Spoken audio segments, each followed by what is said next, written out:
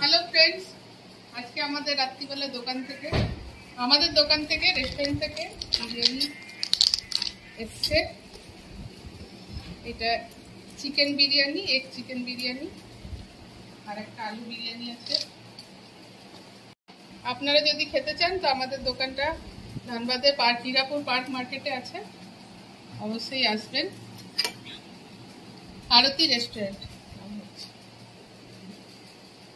এই যে আরতি বসে আছে, আমার শাশুড়ির নামেই আছে দোকানটা। এই যে মায়ের নামেই দোকান আমাদের।